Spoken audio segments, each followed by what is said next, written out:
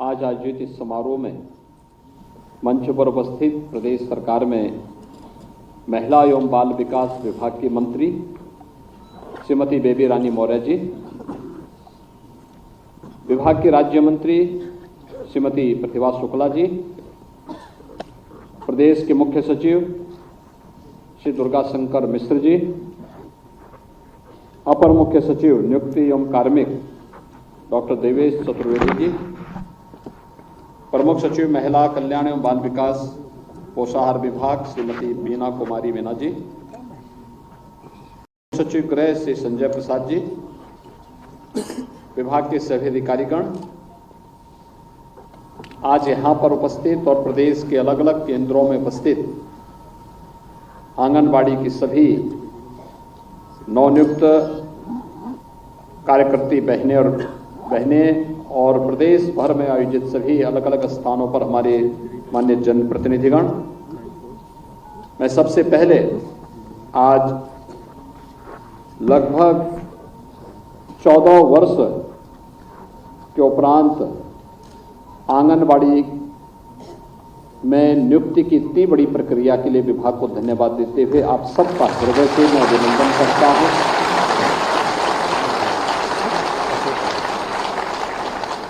आप सबको मैं बधाई देता हूं।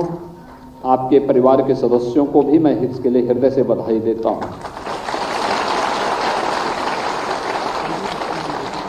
एक बड़ा दायित्व आप सबके ऊपर आज के बाद से प्रारंभ हुआ है।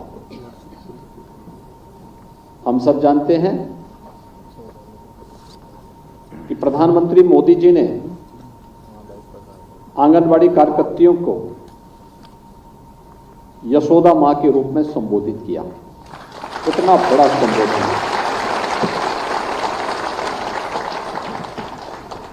क्यों किया? क्योंकि कृष्ण कन्हैया को बचपन में यशोदा मैया ने ही उनका लालन पालन किया था।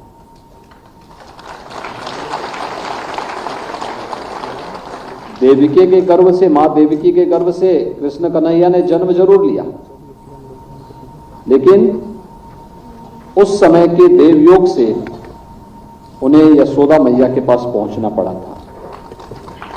और फिर यशोदा मैया ने ही उनके बचपन को पालन पोषण करके उन्हें इस योग्य बनाया कि वह इस दुनिया के पालनहार बन गए। आप सोचिए कि एक यशोदा मैया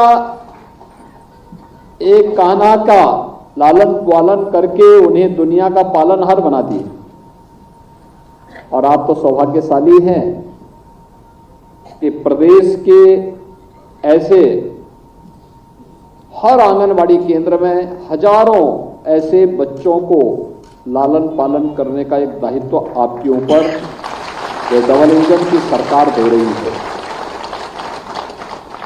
मैं अक्सर इस बात को कहता हूं, लोग बहुत सारे प्रश्न खड़ा कर सकते हैं और लोग हमसे भी मिलते हैं, अपनी अपनी बात हर व्यक्ति कहता है, लेकिन हम लोग एक बात को कहते हैं, रिजल्ट क्या है? अगर कोई व्यक्ति कुछ ना करे और केवल हमारे सामने बोले कि मैंने ये कर दिया, मैंने वो कर दिया, हमारे कहने से हम लोग इस प्रकार का कार्य कर रहे हैं, अल्टीमेटली रिजल्ट क्या है? और रिजल्ट की जब हम बात करते हैं, अगर रिजल्ट हमारे अनुकूल है, हम बकायदा जो डाटा हमने नहीं बल्कि राष्ट्रीय स्तर पर है, उन डाटों के आधार पर अगर हम लोग दुनिया के सामने जब अपनी बात को रखते हैं तो दुनिया इस बात को स्वीकार करती है कि हाँ, यहां कार्य हुआ है। आपने उत्तर प्रदेश के अंदर देखा होगा, यही प्रदेश है, वही लोग हैं, वही विभाग हैं, लेकिन पिछले 7 वर्ष में उत्तर प्रदेश की तस्वीर बदली है, चेंज आया है। एक चेंज, उस चेंज को किस रूप में हम लोगों को देखने को मिला है, ये किसी से छुपा हुआ नहीं है। हम सब इस बात को देखते हैं। अगर बगैर कार्य किए रिजल्ट आ जाता तो ये फिर 1947 में ही आ जाना चाहिए था। 52 में आ जाना चाहिए था, 57 में आ जाना चाहिए था, 62 में आ जाना चाहिए था, लेकिन उसको आने में वक्त लगे 70 साल के। और 70 साल के बाद जब उस प्रकार की कार्यशैली प्रदेश ने अपनाई, मोदी जी के नेतृत्व में जब उस प्रकार की कार्यशैली अपनाई, तब उसके परिणाम हम सबके सामने देखने को मिले। और आज हर एक क्षेत्र में मैं जब अभी प्रदेश के अंदर इन आंगनबाड़ी केंद्र, नए आंगनबाड़ी केंद्रों के शुभारंभ के कार्यक्रम को या नियुक्ति की इस प्रक्रिया को देख रहा था, तो मुझे चीजें याद आने लग गई। भारत सरकार ने अपने राष्ट्रीय स्वास्थ्य मिशन से जुड़े हुए जो आंकड़े प्रस्तुत किए, वे आंकड़े जब मेरे पास आते हैं, मुझे याद है 17 में जब हम लोग आए थे, आंकड़े आए थे, देश के अंदर सबसे खराब स्थिति उत्तर प्रदेश की थी। अगर देश की आबादी का सबसे बड़ा राज्य है, जिसमें देश की आबादी का हर 5वां 6ठा व्यक्ति जिस राज्य में निवास करता है, अगर वह राज्य ही पिछड़ जाएगा तो फिर देश कहां से आगे बढ़ने वाला है। और हमारे लिए चिंता का विषय होता है कि कैसे होगा, ये कैसे होगा। और उस समय जब आंकड़े हमारे सामने आते थे, इतनी खराब स्थिति थी, हम लोग इस बात को सोचते थे क्या होगा यूपी का।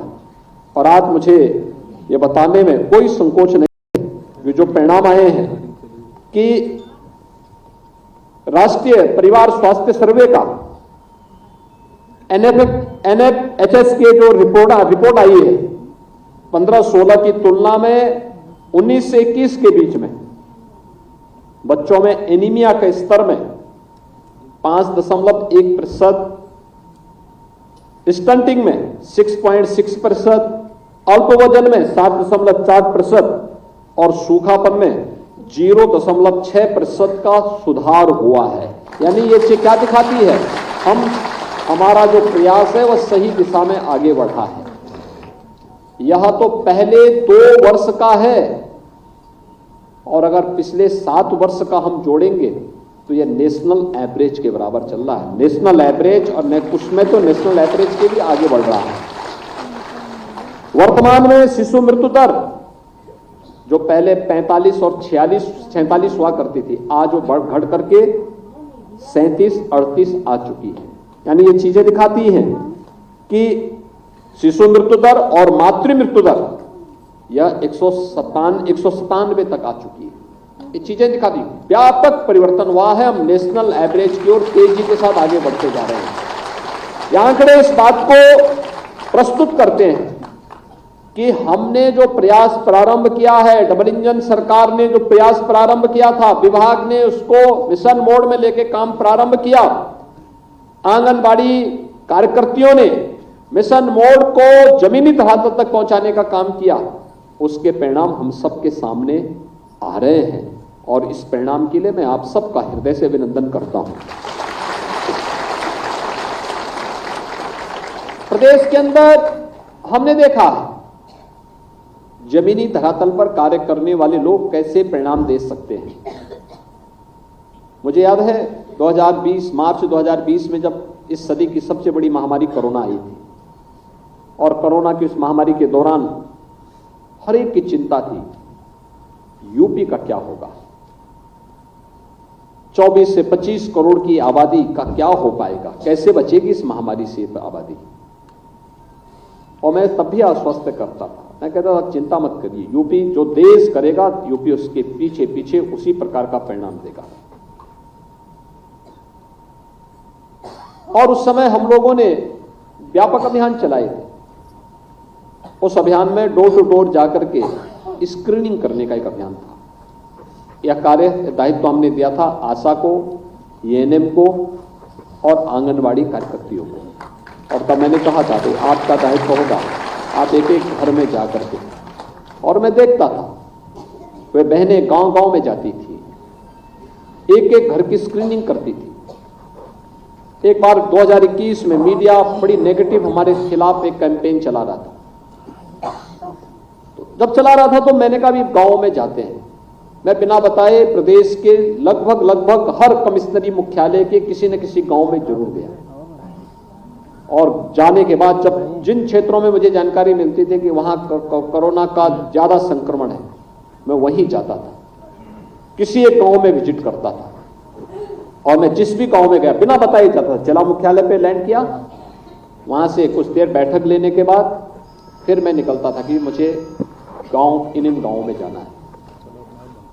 प्रशासन को तात्कालिक रूप से कहते थे, प्रशासन के लोग साहब अचानक आप बता रहे हैं हमें बहुत सारी तैयारी करते। मैंने कहा देखो आपको कोई तैयारी स्पेशल नहीं करनी है, केवल मुझे उस गांव तक ले जाने की व्यवस्था कर दो।